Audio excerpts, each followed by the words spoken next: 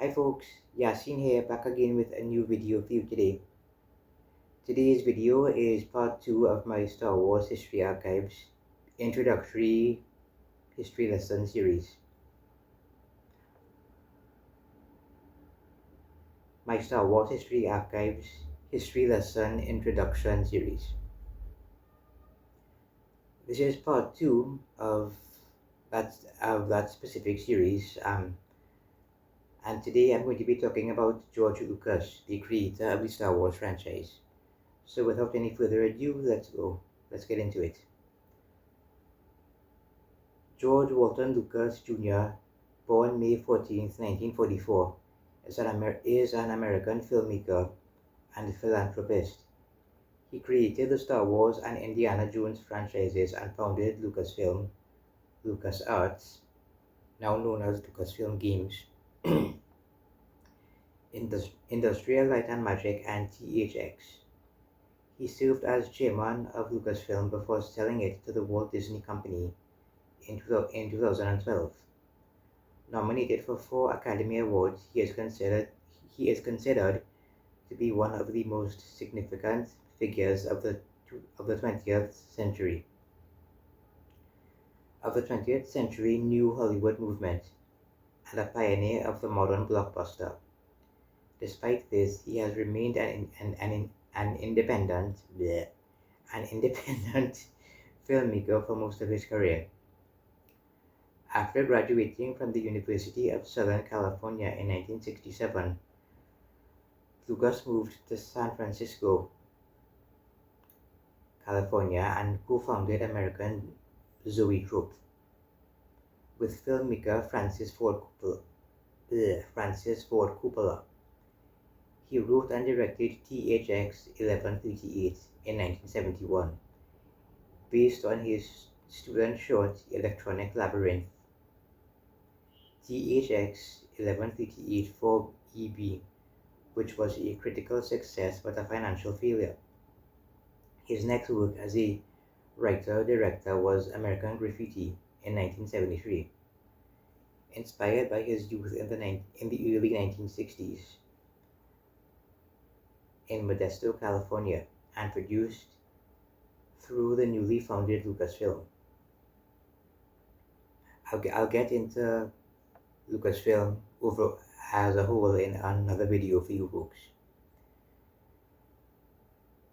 The film was critically and commercially successful and received 5 Academy Award nominations, including Best Director and Best Picture. Lucas's next film, the epic space opera Star Wars,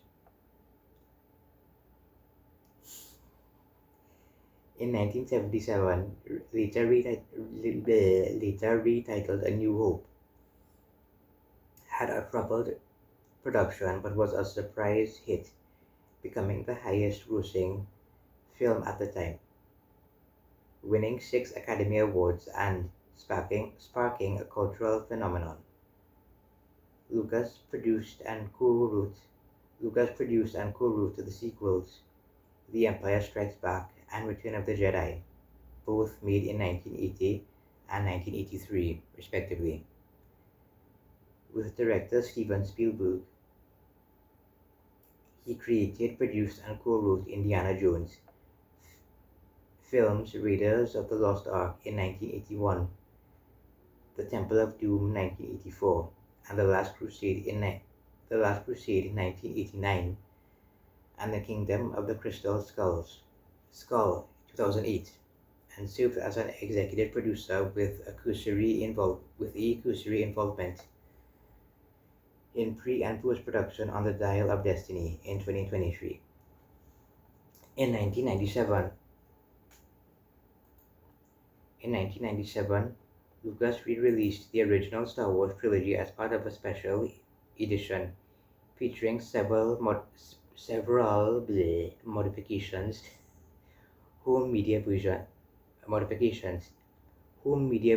with further changes were released in 2004 and 2011. He returned to directing with a Star Wars prequel trilogy comprising of The Phantom Menace in 1999,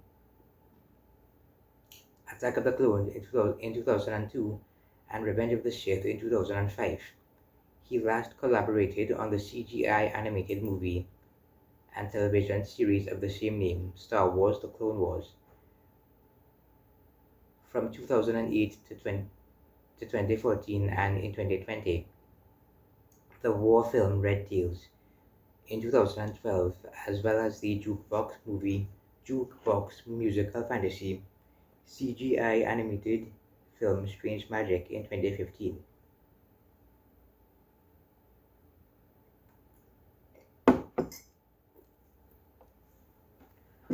Lucas is also known for his collaboration with composer John Williams, who I will also be talking about in a future video for you folks, who was recommended to him by Spielberg, and with whom he has worked for all the films in both of these franchises, Star Wars as well as Indiana Jones. He also produced and wrote a variety of films and television series throughout Lucasfilm. Bleh. He also produced and wrote a variety of films and television series through Lucasfilm between the 1970s and 2010s.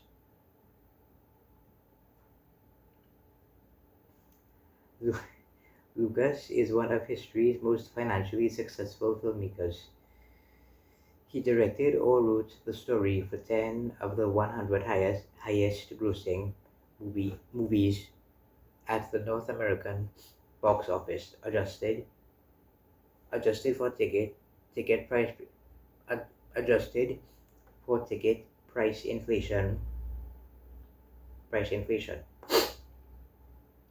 Through his companies Industrial Light and Magic and Skywalker Sound, Lucas was involved in the production of and financially benefited from almost every big budget film released in the United States from the late 1980s until the 2012 Disney sale of Lucasfilm. In addition to his career as a filmmaker, Lucas has founded and supported multiple philanthropic organizations and companies dedicated to education and the arts, including the George Lucas Educational Foundation, which has been noted as a key supporter in the creation of the federal E-rate program to provide broadband funding to schools and libraries, and the Lucas Museum of Narrative Art, a forthcoming art museum in Los Angeles developed with his wife, Melody Hobson. Lucas was born and raised in Modesto, California, the son of Dorothy Eleanor Lucas, née Baumberger, and George Walton Lucas Sr., and is of German, Swiss German, English, Scottish, and distinct Dutch and French descent. His family attended Disneyland during its opening week in July of 1955, and Lucas would remain enthusiastic about the park. He was interested in comics and science fiction, including television programs such as Flash Gordon serials. Long before Lucas began making films, he yearned to be a race car driver, and he spent most of his high school years racing on the underground circuit at fairgrounds and hanging out at garages. On June 12, 1962, a few days before his high school graduation, Lucas was driving his souped-up Auto Bianchina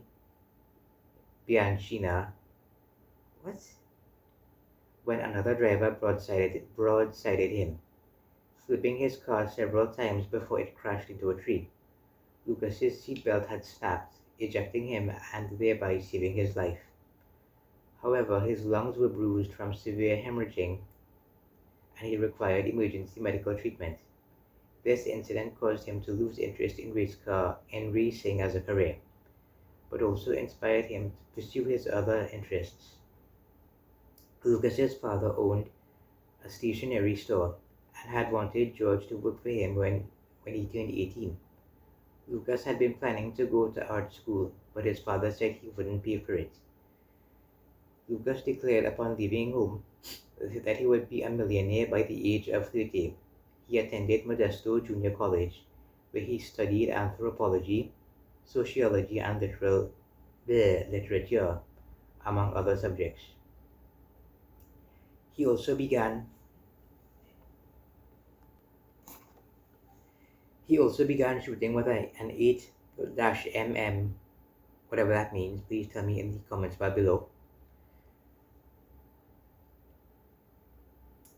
Oh, come on. Yeah. He also began shooting with an 8-mm camera, including filming car races. At this time, Lucas became interested in canyon cinema, canyon cinema, screenings of underground avant-garde 6-mm. Please tell me what that means in the comments bar below. Filmmakers like Jordan Belson, Stan Brakhage, Brakhage, how do you pronounce that? Please tell me in the comments bar. And Bruce Conner. Lucas and childhood friend John Plummer also saw classic European films of the time, including Jean-Luc Godard's Breathless, Francois Truffaut's Jules et Jim.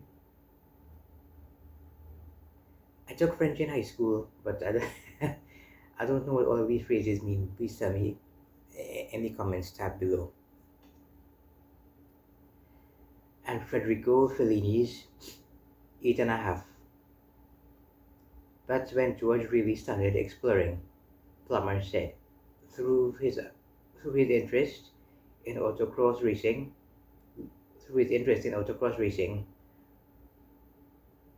Lucas met renowned cinematographer Haskell Wexler, another race enthusiast. Wexler later to work with Lucas on several occasions, was impressed by Lucas's talent. George had a very good eye, and he thought visually, he recalled. At Plummer's recommendation, Lucas then transferred to the University of Southern California School of Cinematic Arts School of Cinematic Arts, not dramatic. Sorry, folks. USC was one of the earliest universities to have a school devoted to motion picture film. During the years at USC, Lucas shared a dorm room with Randall Kleiser, along with classmates such as Walter Murch, Caleb Deschanel, Hal Barwood, and John Milius, and Matthew Robbins. They became a clique of film students known as the Dirty Dozen. He also became good friends with fellow acclaimed student, filmmaker, and future Indiana Jones collaborator Steven Spielberg and Martin Scorsese. A group of friends which included Chris Lewis and Don Glutt started the Clean Cut Cinema Club. Lucas, Kleiser, and Lewis then formed a short-lived production company called Sunrise Productions, with offices on Sunset Boulevard. There, they would make up stage names for themselves, Lucas calling himself Lucas Beaumont.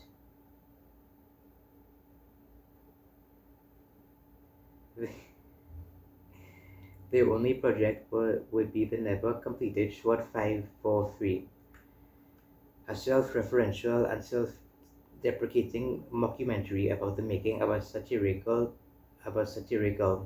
teen beach movie called Orgy Beach Party.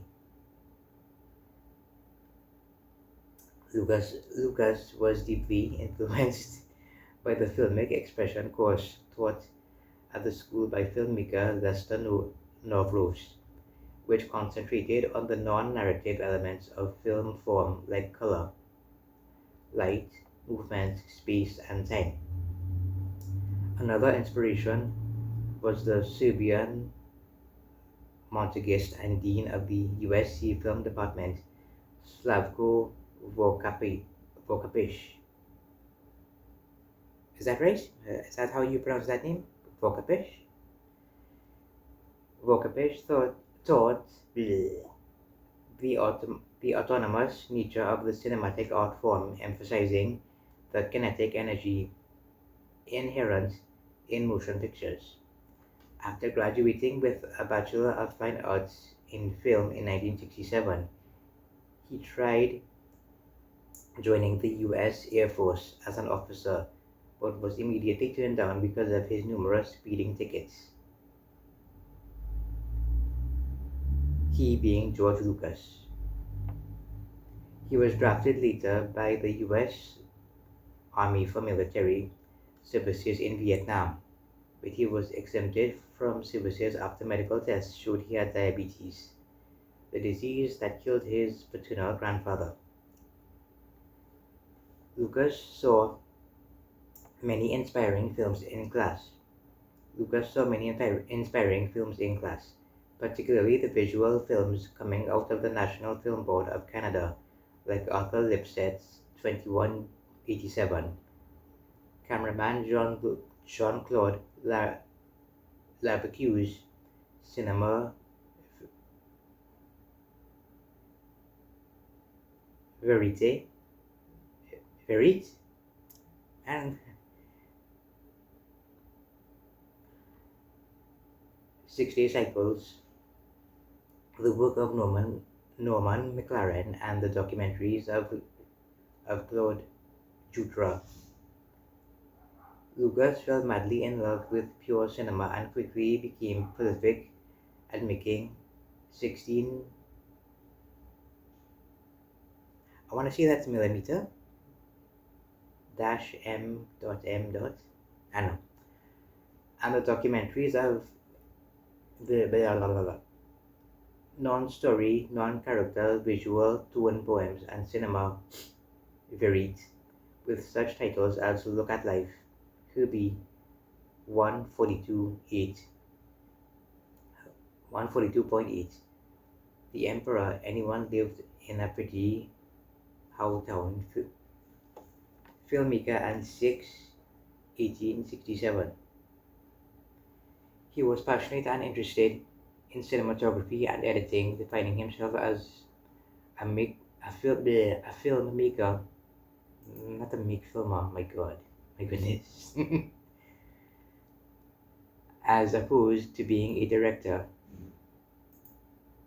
Aren't filmmaker and director the same thing?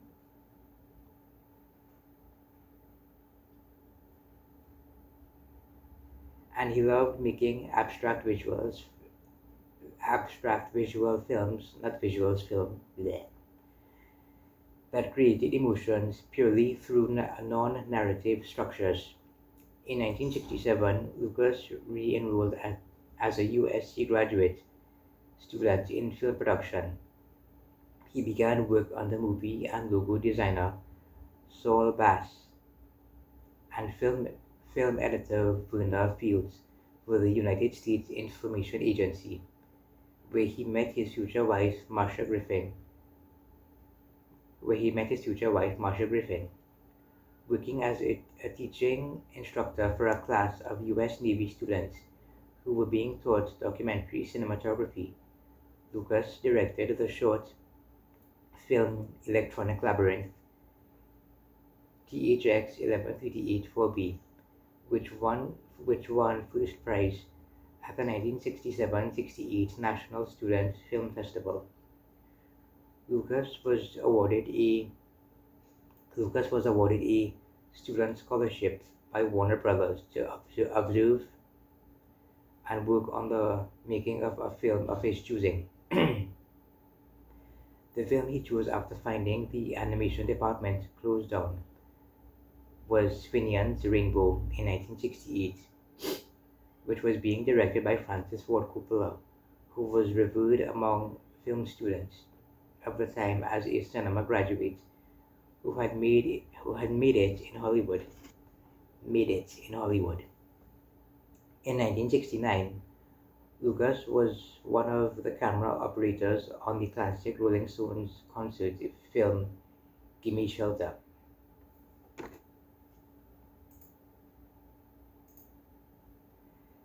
There's so much more to cover for you folks, but I'm going to cut it here for now. But I'll be back again later on today with more of George Lucas for you. But that's it for this part of the video. I hope you all enjoyed it. If you did, please give it a like, please share it, please comment on it, please subscribe to my channel, and please click the bell for new notifications from me. But that's all for now. Bye.